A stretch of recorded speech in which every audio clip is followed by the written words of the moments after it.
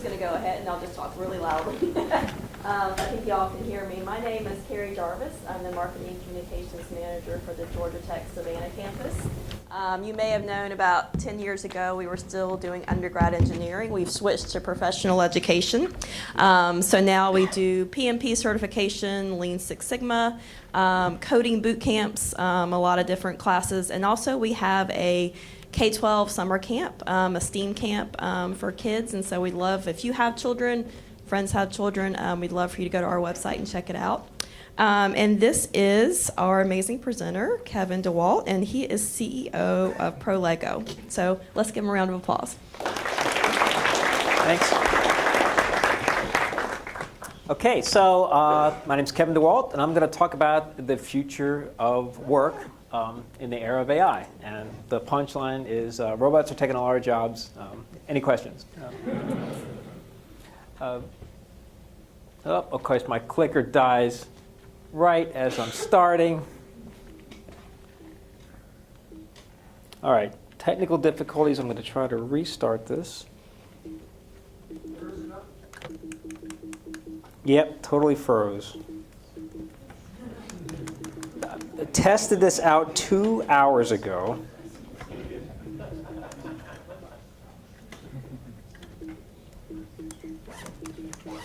Is anybody technically competent here? Who can help the AI presenter with his MacBook? All right, let's try taking this out. Do you want me to click while you talk? It's actually the computer is completely frozen, and as the others will attest, I had it running multiple times before I'm going to have to start and reboot my machine, apparently. Is there a computer doctor in the house?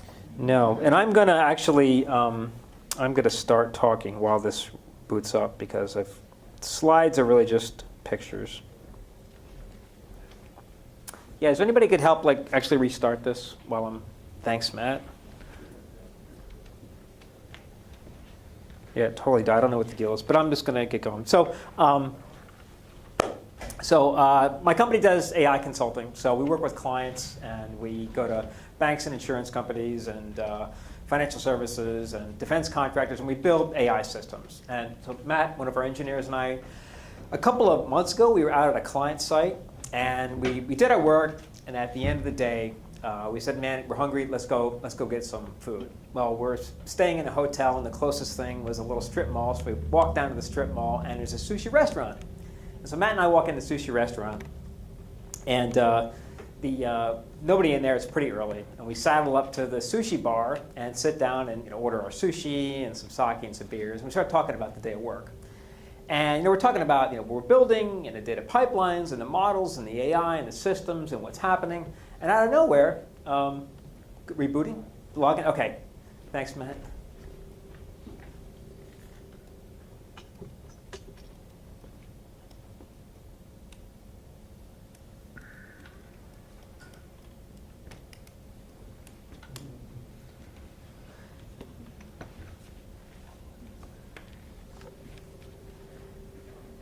Yeah, thanks.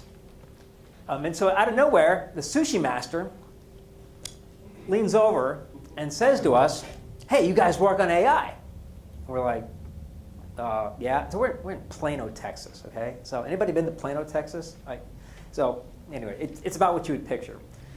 And so, we work on AI. And so the guy starts talking about AI and systems and the automation and how it's going to take over jobs and all these amazing things coming. And yes, I use DuckDuckGo. If anyone was here for the, there you go. I can dig it up, Matt. Okay. Yeah. So.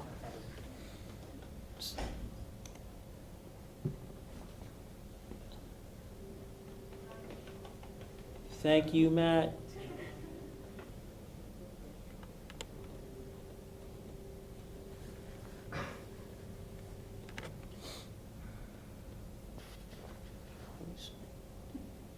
There we go. All right, let's try this again.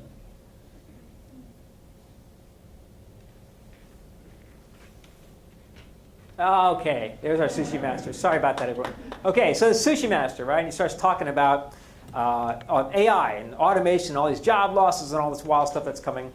And he says, hey, I've been watching these videos, like this guy Andrew Yang, and he's talking about job loss. And how many people here have heard of Andrew Yang, right? So this was a couple of months ago, right? So now there's presidential campaigns picking up, and so a lot more people know who he is. But who can here tell me who Andrew Yang is? Go ahead. The founder of Venture for America, running for president as a Democrat on the campaign of universal basic income. Okay, well said. So running for president on a campaign of universal basic income.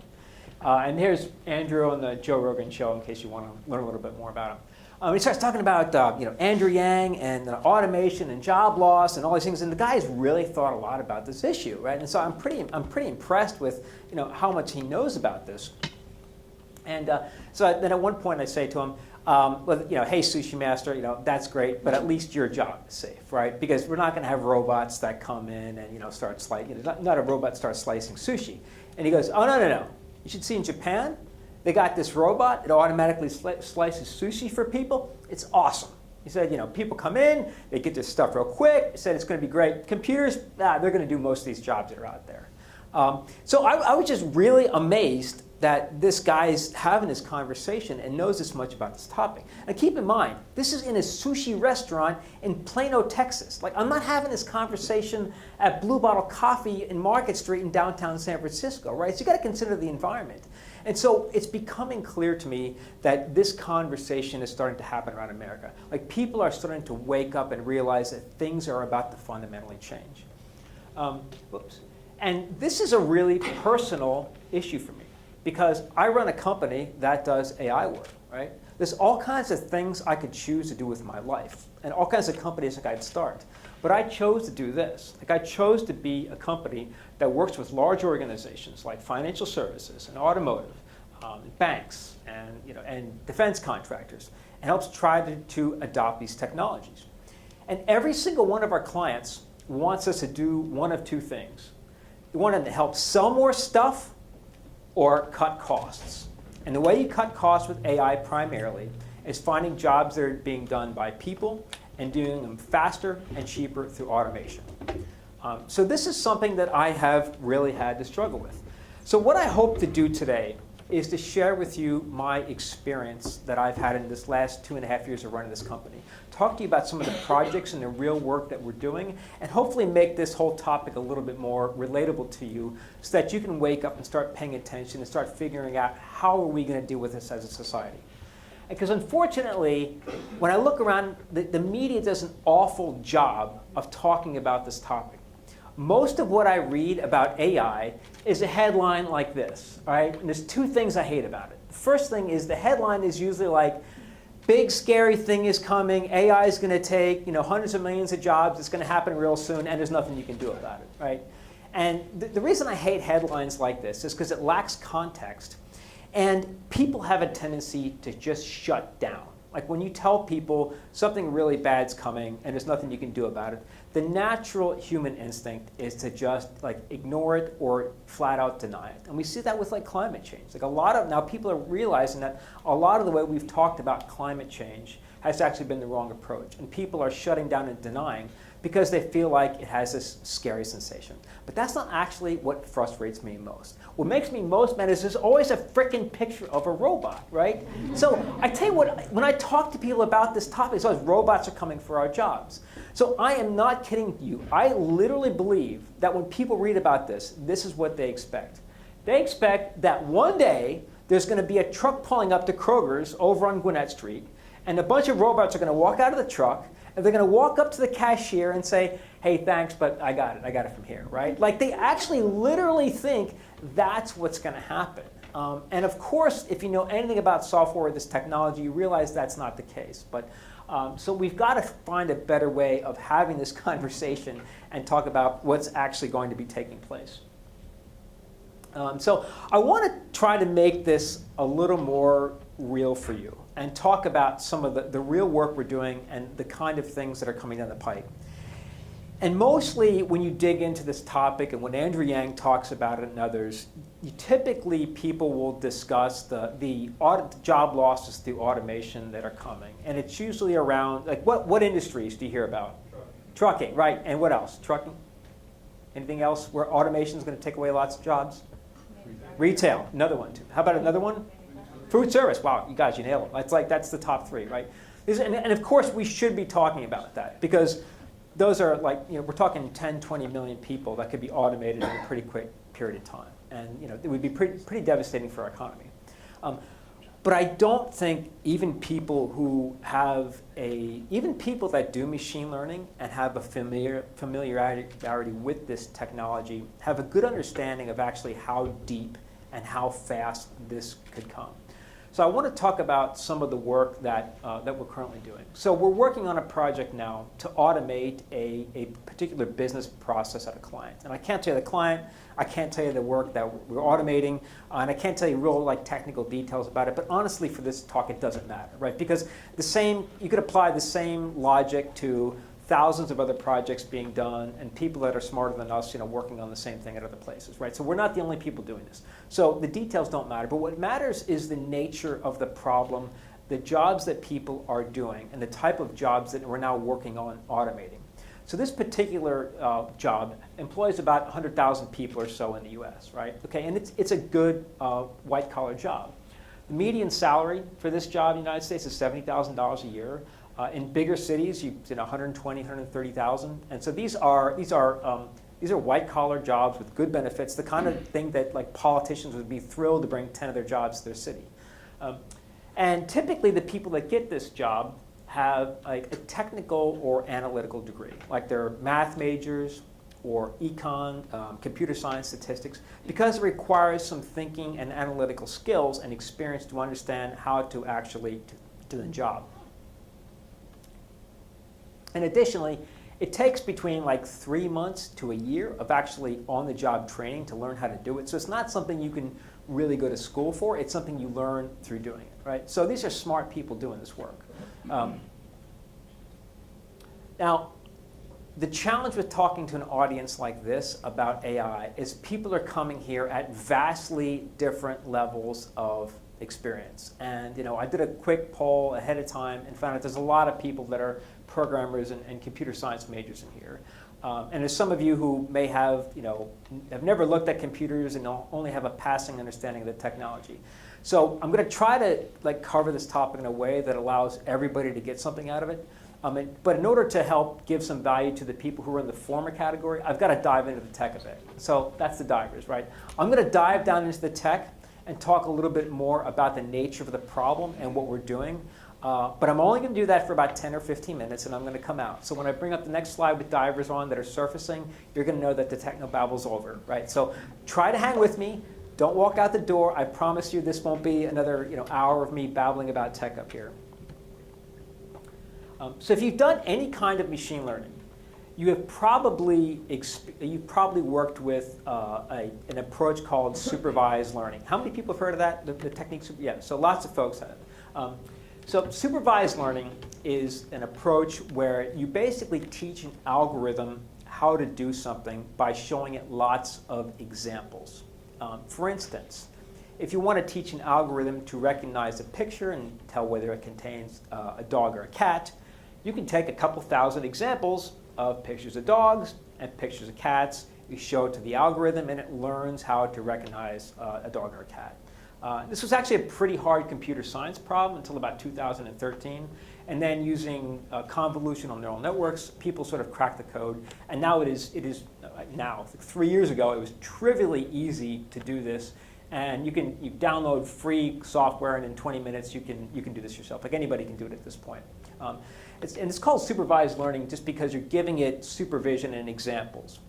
Now, what's interesting about this approach is that you have to have all of the information up front. So you have to have all the information that you want to train the algorithm and all the examples ready to go at the beginning. By the way, those are my cats there, aren't they cute? I found the dog on the internet, but the dog's cute as well. It turns out that most business problems are not like this. And most work that we do, you don't always have all of the information up front. Most work happens sequentially, where you have an educated person that has to take steps and solve a problem. For example, if you're hanging out at home on a Friday night and your cable goes out, right? suddenly you're all mad. You're about to, you're about to watch Game of Thrones or whatever it is, and you get on the phone. You call 1-800-COMCAST or whatever the number is, and you get the Comcast rep on the phone, and she doesn't have all the information up front to make the decision, to know how to help you. She has to start asking you questions and doing an investigation. So she may say, "Hello, this is Comcast. How can I help you?" Cable's out. What happened? Blah, blah, blah, blah, please fix it. "Oh, I'm sorry, sir. Is your cable turned on?" "Of course it's turned on." Right. "All right, let me see if I can do a search in your area to see if the cable's out." And she does a search, and this actually happened to us about a week ago. That's why this one's a near and dear one to me. So if you live in Savannah, you probably had the Comcast experience. So they go through this series of steps, right? She does a query search. "Oh, yeah, there's a problem in your area. We're trying to fix it." Or, step by step by step, we're going to roll out a truck and schedule an appointment with you. So she follows a series of steps to try to resolve whatever the problem is. And you can actually take all of these particular steps, and you can imagine putting them into a database. And you can map out what this person's doing in a combination of like action results. Action results, action results, action results. So going back to our the call center rep, first question: "Hello, sir. What seems to be the problem?" She answers, action, question. Result, answer. "My cable's out." Next step, search. Is there an outage in that person's area? Query results. There is or there is not. And you could actually look at how this person handles this call center case and map it out as a series of steps. One by one by one by one, right? So you don't have all the information up front. This person's relying on their experience. They probably have if you've looked at a call center, they usually have like little manuals and scorecards and graphics that teach them how to handle a case. But it's knowledge, it's experience, it's intuition, and of course there's like knowing how to deal with people. But at the end of this entire process, the person does one of two things. Either they've solved the problem, or they've scheduled a truck to come out and made an appointment to someone to come out and visit your house, right? Well, it turns out like there is a better way to model this sort of sequential decision making. All right, so now this is going to really get some good extra credit here. Can anybody tell me what this particular process is? Anyone who does not work at Prolego? What is this process? Okay, it is a feedback loop, right? But there's a particular type of process for modeling a series of sequential decisions. Go ahead. MDP. Yeah. It stands for? Markov decision process. All right. Give that guy a round of applause back there. Got to talk to this guy afterwards. So Markov decision process. So it's a way of modeling a system where you have a series of agents that have a combination of experience and randomness are making decisions in an environment. Did I get that right? Is that okay? All right. I have to check with our engineers to make sure that I'm staying on track. So in this particular instance, you have an agent, which is our call center rep. Actually, I got a little pointer. The agent, our call center rep, right, who's taking actions, doing a search query, asking a question. And in the environment, which is the entire state of the cable system, and it's what's happening in my house, and it's the case, taking the actions, and the action she takes is going to move it to a different state in the environment. And as a result of taking that action, the call center agent gets a reward from taking that particular step. And the reward is basically the feedback from taking the step. So you can imagine if the call center rep makes a suggestion where she's instantly able to solve the problem, she gets a positive reward. And if she says to the person, hey dummy, did you see if it's plugged in? It probably gets a negative reward because I would have hung up the phone, right? So it's a way of modeling sort of this combination of states and actions and rewards is a way of modeling this kind of process. And to solve this process, you want to try to maximize the cumulative reward that you're going to get in the future. And that's how you solve this sort of Markov decision process. So now, anybody know the type? It's not supervised learning. Does anyone know the machine learning technique you can use to solve a Markov decision process? Kevin's muttering something back there. Unsupervised? It's not unsupervised learning.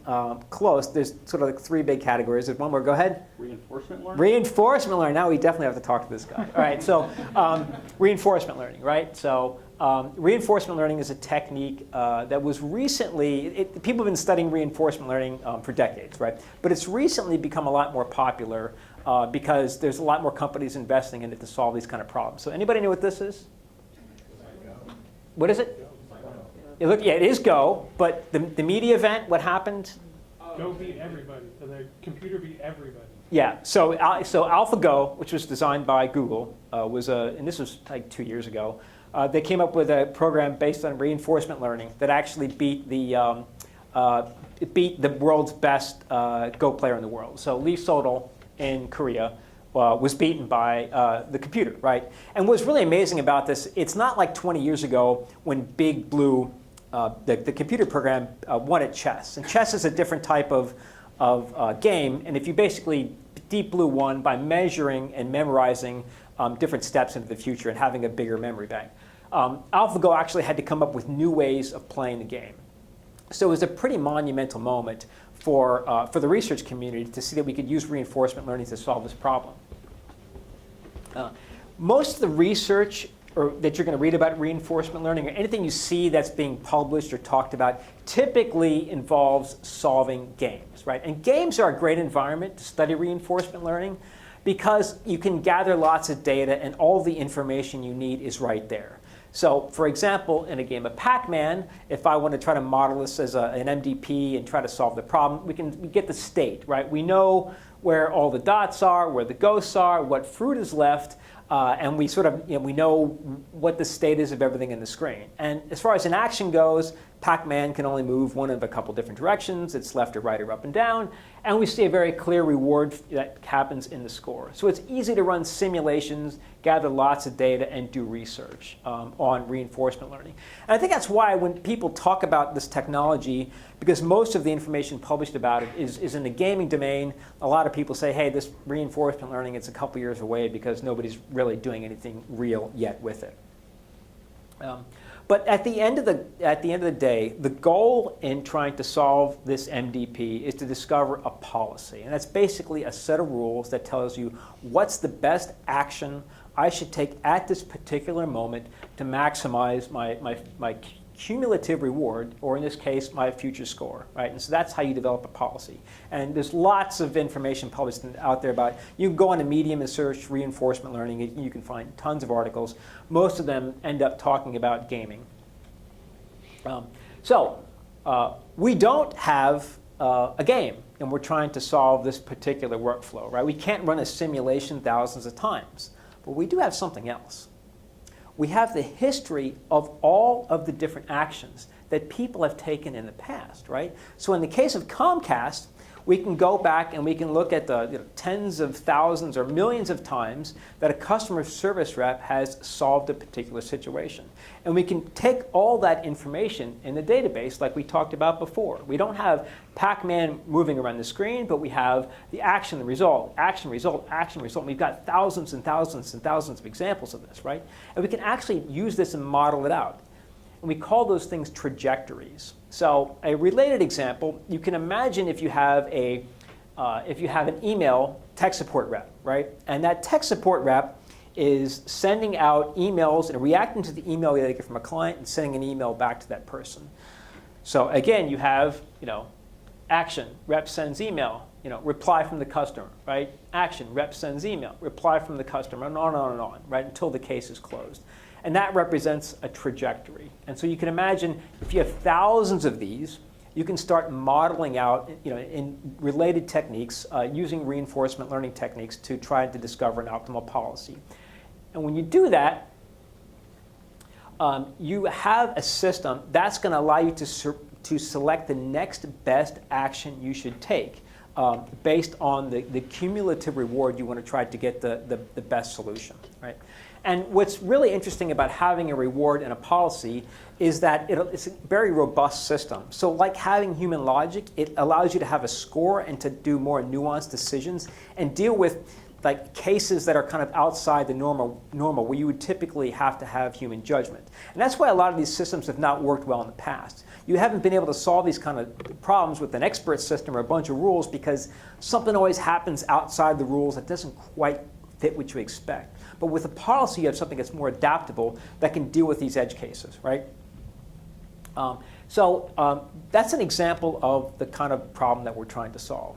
So it's unclear to any of us whether or not what we're doing is going to work, right? This is a pilot project that we're running, but our results so far have been pretty impressive to us and to our clients.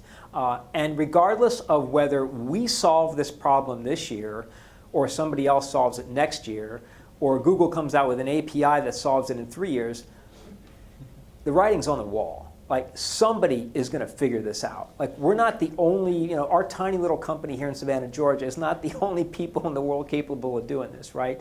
There's a lot of other smart people working on these problems. So I said we would dive out of the tech. So if you were getting bored there with the technobabble is officially over. So no more tech talk. So I've got a question for you. I described a particular type of business process, right? Taking an action and seeing a result, and another action and another result, right? Can anybody else think of any other professions or jobs where that happens? What? Accounting, right? Accounting, right? Exactly. Take an action, see some sort of result, what I'm analyzing. Good. Anybody else? Medicine, okay. Your primary care physician. You go into your doctor. Hello, Mrs. Jones. How are you feeling today? Action. Result? Oh, my stomach hurts. Oh, really? What did you have to eat last night? Action. I had some, McBurgers and McFries. Result, right? Let's take your temperature. Action. Result. Her temperature. Let's get a lab test. Action. Lab test. Result. And you can imagine you can take the trajectories of all of the primary care visits for thousands or tens of thousands, millions of people in the United States, and you can start using the same type of technology to model this process. Anybody else can think of any? Yeah, I've never thought about that one, but that could be. And what's the actual use case, you think? Where in law? I feel like law is finite, so any sort of AI would be able to kind of interpret that data and then apply it to a case. Right, so maybe like interviewing, a client comes in and you're interviewing, how do I handle your particular, your accident lawsuit or something? Yeah. This is what happened, this is what I want to do. Yeah, I get it, right? Hey, sir, thanks for coming into my office. What happened? Oh, I hurt my arm at work, right? Oh, did you do this? Yeah, right, Right, so yeah, I get it. Travel agent, right? Hey, where do you want to go? Oh, I want to go to Rome. Really, when do you want to go? I want to go in July. Let's check the tickets. Action, result, right. So these are the kind of jobs that we're looking at automating in the future. Excellent. So let's take a moment to talk about the implications of what's happening here and what we can do about it. Has anybody read this book on the right?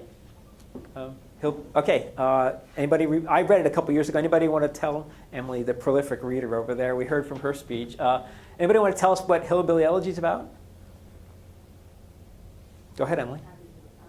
J.D. Vance is a gentleman who grows up just outside of Appalachia with his family rooted in Appalachia.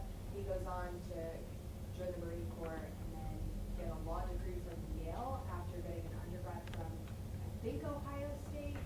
And he talks about the culture shock of transitioning from very poor rural, or on the opposite of urban, rural, I guess, lifestyle into this Ivy Tower lifestyle that he's privileged with today. Yeah, excellent. Yeah, it's really about what's happening in what's happening in Appalachian Middle America, and a lot of it is the consequence of the industrialization and jobs moving overseas and the breakdown of the steel industry and manufacturing. And his family had moved to, I think they moved to Ohio to work in the manufacturing, and then the factory shut down, and like Johnstown, Ohio, the town was devastated.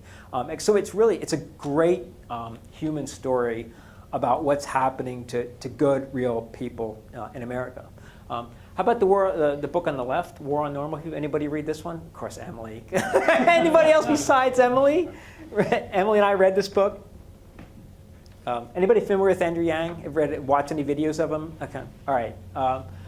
Okay. Once again, Emily, can you tell us about the War on Normal people? Yeah, Andrew Yang talks about, so for important context, he published this right before he announced his candidacy for president.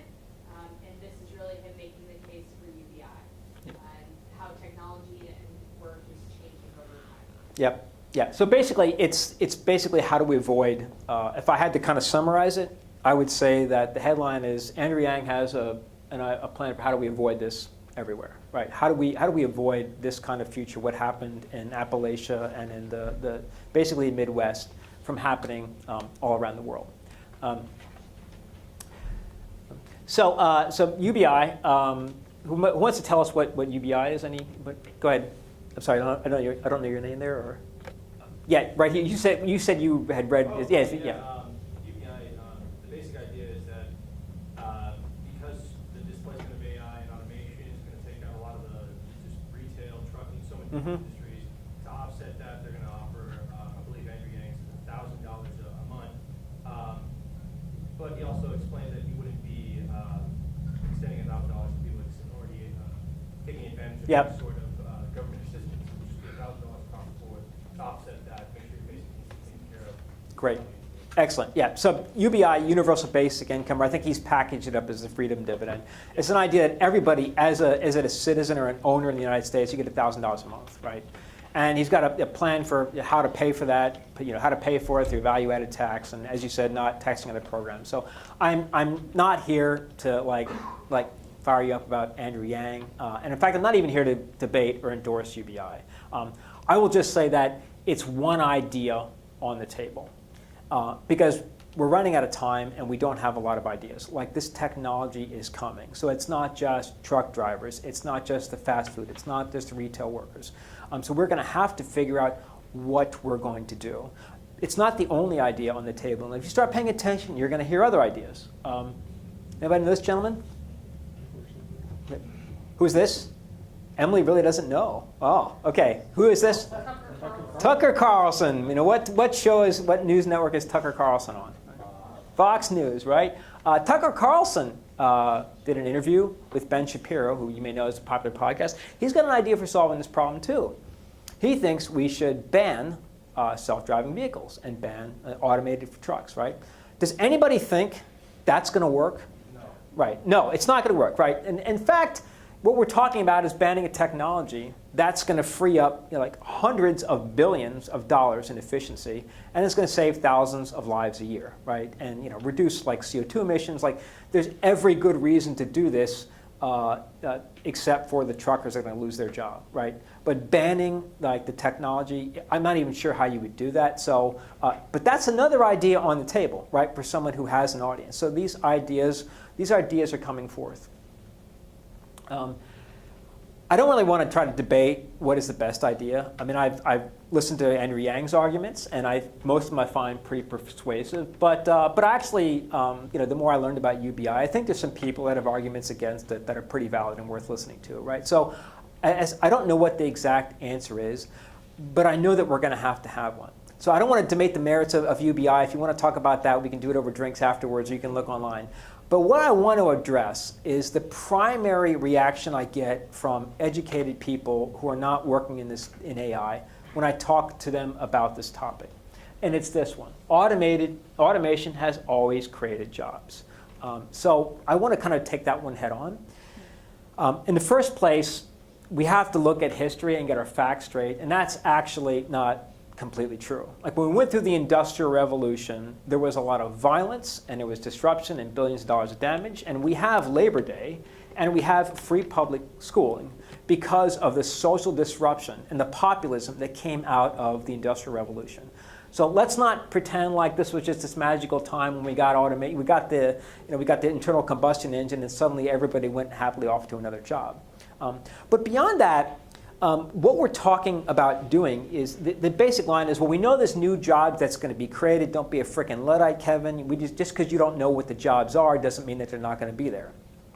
And that's true, and in past revolutions we have created new jobs. But my argument is that AI is fundamentally different. And if you read about the people who are trying to make this argument, They're talking about the jobs created in the gig economy and Uber drivers and like the sharing economy and the fact that millennials aren't really interested in buying stuff. And if you kind of read any real analysis of the reaction, the reality is that millennials aren't buying stuff because they're burdened with college debt and they're not getting jobs when they graduate from college. It's not that they want to sleep on their next door neighbor's couch because they don't want stuff. It's like they're freaking broke, right? So let's not talk about the gig economy as if it's a good replacement for these good white-collar jobs that are going to be taken away. And in fact, in the project that we're working on, it's going to create new jobs if it works, right? But we're talking about 5, 10 jobs that are going to get created at the cost of like displacing hundreds or thousands of jobs, right? So the orders are off. And the question you have to answer, if this is your argument, is how are you going to create tens of millions of jobs for people with a high school education or less in the areas where they currently live? Because I'm sorry, despite what the economic theory is, everybody in Cincinnati is just not going to pick up one day and move to New York City. It's just not going to happen. So that's for people who want to make this argument, that's what you have to answer, right? And it's not Uber drivers and selling things on Etsy and doing TaskRabbit. I'm sorry, it's just, if you think you can make a living doing that, I'd like to see the evidence. But really, we don't even have to have an intellectual debate about this. We can look at what's actually happening. So we lost 4 million jobs in manufacturing between 2000 and 2010 due to factory automation. But despite what our president and some of our politicians say, those jobs didn't all go running off to Mexico or China, right? Most of them were lost to robots. In fact, China has lost more jobs due to automation than we have, right? So that's where people were displaced. So here's a picture of a modern factory, right? And there are 2 welders there, the 2 yellow arms, and you got a guy walking around there making sure everything is working, right? And those welders used to be done by people. There used to be people doing it, and now it's robots. And what I love about this picture is if you look closely, you can see that someone in the dust scratched the name Ned there, right? So they just started to call the robot Ned, right? Well, there used to be a real guy named Ned. At some point, there was a human being, a Homo sapiens there named Ned, working this job. And there was a bunch of Neds. And now Ned is a robot. So when Ned left this job, there was a 50% chance that Ned reskilled and got a job doing something else. But that job that Ned got is almost certainly at a lower pay with worse benefits than the job he lost in the factory. Okay? That's the best outcome for Ned, right? There's a 50% chance that Ned left the workforce completely, right? And if Ned left the workforce, there's a 50% chance that Ned basically stopped working altogether, went on some sort of early retirement supported by family, maybe some savings, and basically checked out of the workforce. So Ned doesn't show up in the unemployment numbers. And there's a if Ned didn't get a job, there's also a 50% chance that Ned's on disability, right? And I don't want to spend a lot of time talking about the disability insurance, but if you look at public policy and how the roles of people on disability, it's pretty terrifying about how many people are using the disability program basically as a social safety net. And it's not set up for that, and it's actually a terrible program to do that with awful incentives. But you imagine for a second that you're Ned, right? And you're sitting at home. You're in one of these 3 situations. You're sitting at home after you've been replaced by this robot. And this guy gets on TV yesterday and says the following thing, right? Announces he's running for president in 2020, gives this passionate speech about America, and at the end of it he says, we're going back to an era where no matter where you start in life, there's nothing you can't achieve if you work at it, right? And that's always been our contract in America. Like, you can do it if you're willing to work. If you're willing to come here and work, you can have a job and you can make it in America, right? If you're Ned, like, how are you taking that? Like, how invested are you going to be in our political system, in our government, hearing that kind of message? This is freaking yesterday, right? So our politicians are not there yet. So here's my question to you. Should I feel guilty, right? So I started off by talking about, founding Prolego, all the things I could be choosing to do with my life. Should I feel guilty about what I'm doing, right? Because at some level, I'm accelerating this future, right? That's what I do. Like, I wake up every day and pour my heart and soul into making this future come faster. And I guess you can imagine, because I wouldn't be talking here if I did, but I don't. And that's because ultimately, these jobs suck, right? So I look for the day when we can use automation to take over the worst jobs, the things that we want to be doing, and free up people's time to do better things. Like, I'm sorry, no one is going to convince me that that young man there who's packing McFries and McNuggets into the Mc cardboard box is at the highest level of Maslow's hierarchy of needs, right? There's a lot more dreams this young person could be doing with their life. And if I think given the chance, the person would do that. And the same thing is like, the poor guy that's got to go into the office every day and process the same forms and sit in the same staff meeting talking to the same grumpy coworkers that are as miserable as he is. There's more that this person could be doing with their life as well. So I am excited about the technology that's going to get the robots working for us, because let the goddamn robots do this work, right? What are we fighting for? The hill I want to die on is not the one that I'm trying to save these kind of jobs when we're developing automation that can take over. But we've got a decision to make as a society, because we're going to hit one of two futures. This technology is going to reap enormous dividends. It's going to free up trillions of dollars of value and productivity. What are we going to do with all that? What are we going to do with that money as a society? Are we going to let it go to the top 1% of the world, the top 0.1% who are already making money? Are we going to let Amazon and Google and Facebook just reap enormous profits while we let the entire of America and 3 million truck drivers and 5 million retail workers and 4 million food service workers fall into the same trap and let the same thing happen to them that happened in manufacturing? Or are we going to figure out a way as a country and as a society to take that value creation and figure out a way to give people more time to do things like doing art or raising our kids or organizing and running a conference in Savannah, right? This is a choice that we face, and this is coming fast, right? And we're we're running out of time. Thank you.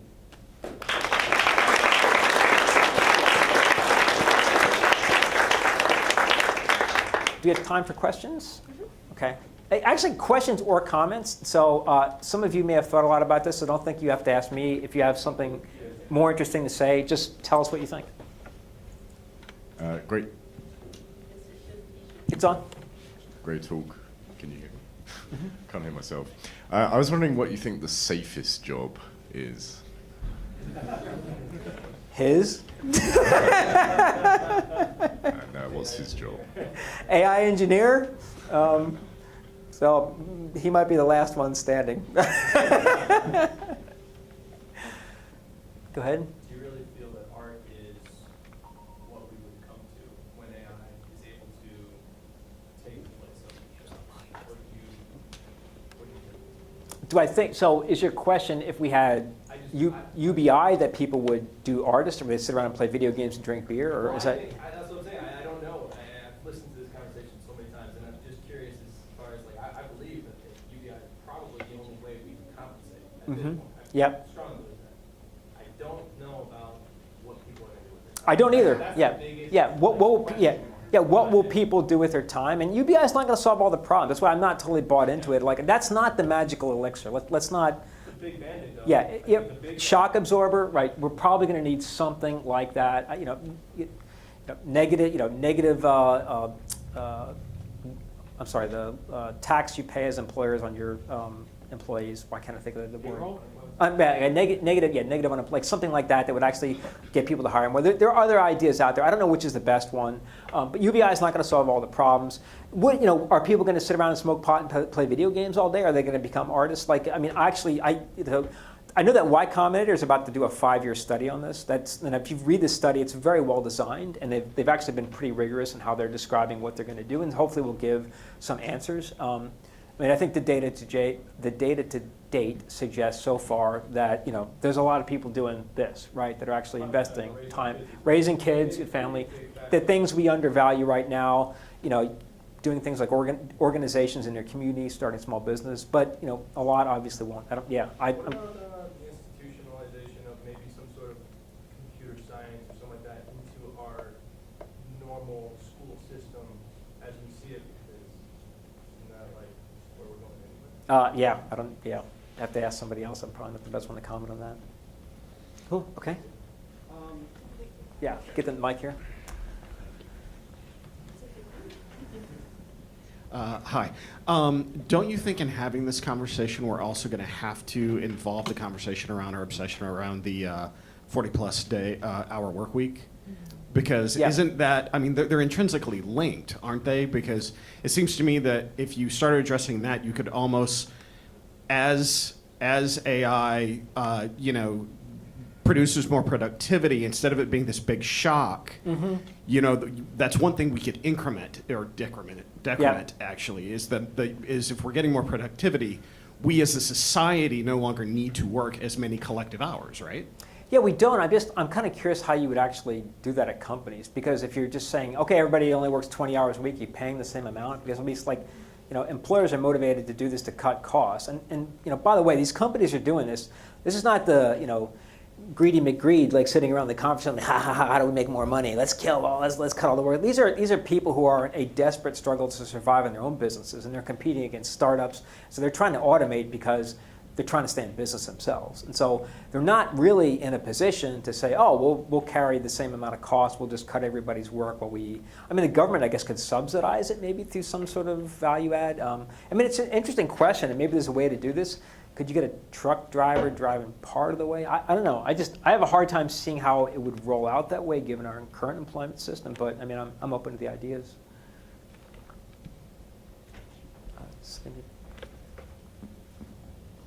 So capitalism and consumerism has driven the growth of the big companies that are able to produce these AIs and basically the whole engine of economic world. But as the level of incomes for the majority of people decrease, isn't that going to slow the level of consumerism and therefore the entire economy as a whole? It's quite possible. I think Andrew Ng's argument is that's one that he advocates UBI because you're getting money back into people's hands, they can spend it, maintain a current level of spending.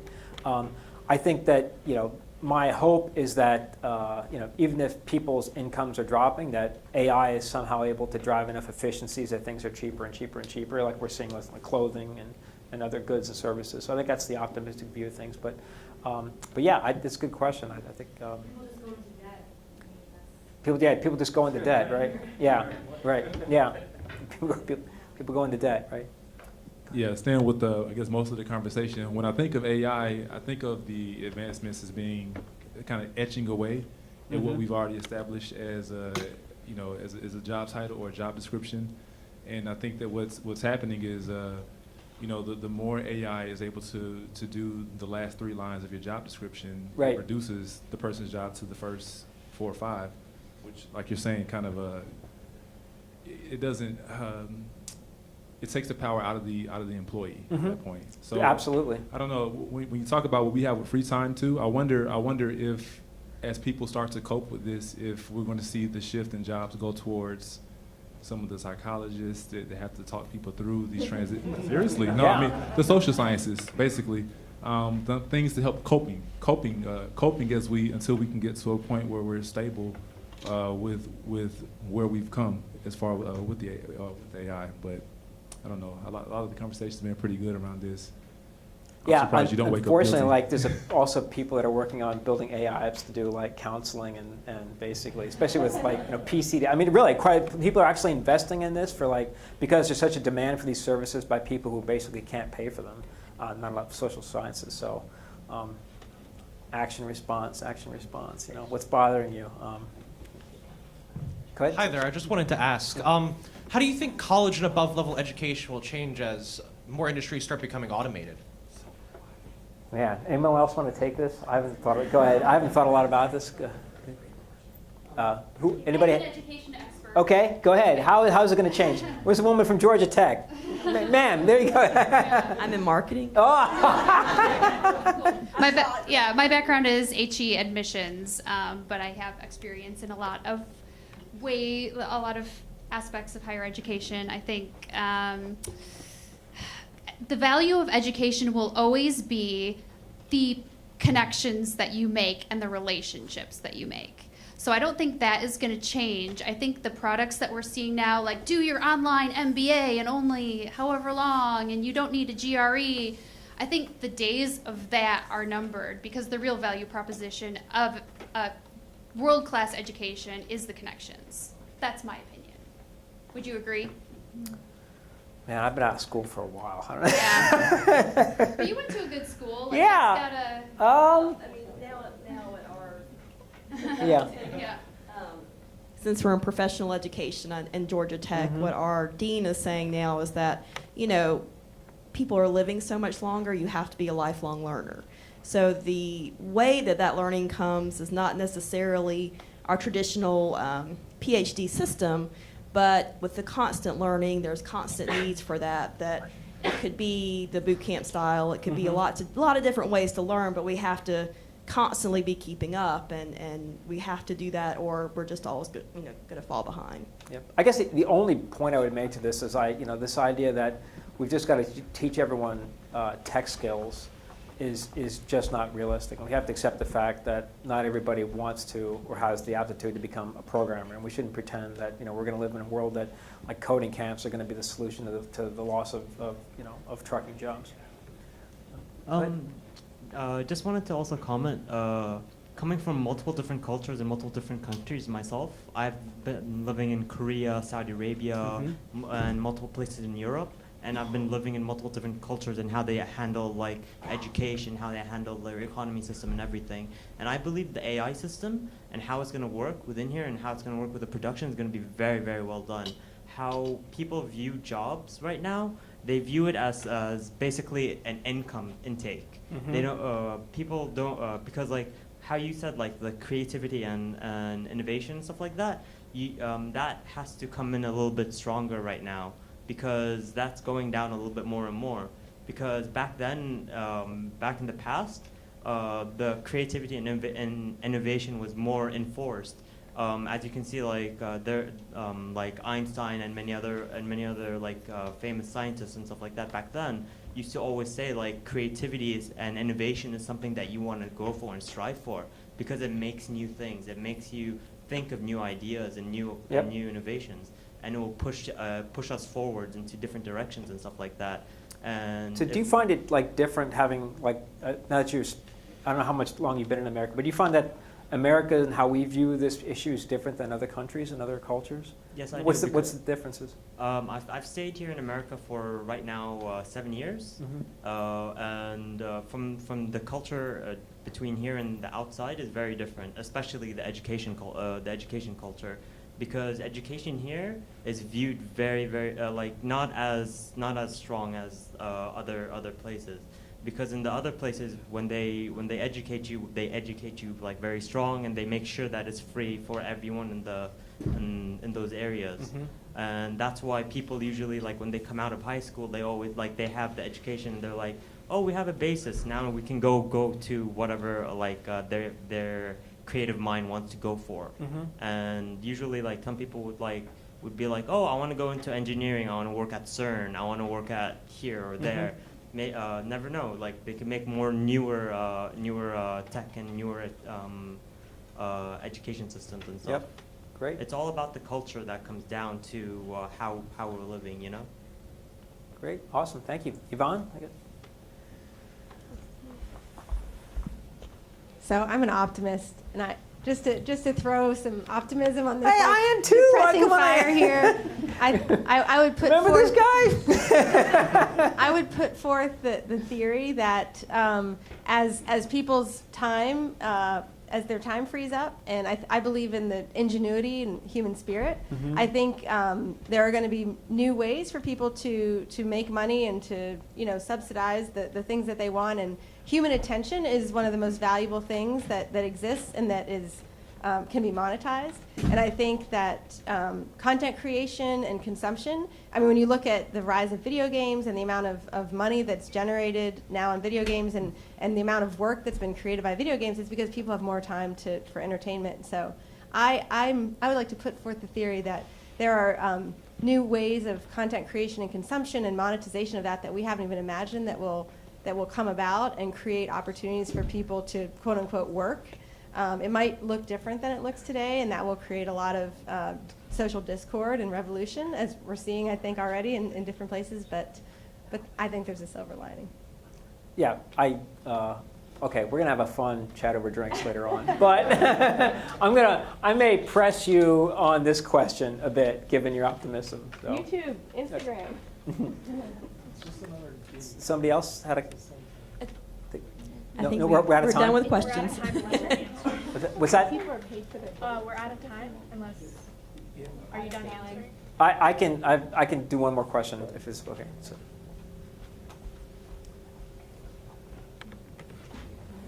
Kevin, what is your opinion of integrating AI with human intelligence through human-machine interfaces? Oh, we're already doing it, right? Yeah. So we are a human-machine society. We've been for centuries, right? So this is basically an extension of my head. It's probably the smarter extension of my head. But we're in these things all day because this is our memories, our interface. So yeah, I think it's already happening. So yeah, that's a whole other topic of like AI threat to civilization, implants, where we're going in evolution. That'll be maybe I'll talk about that next year. All right, awesome. Thank you so much, everyone.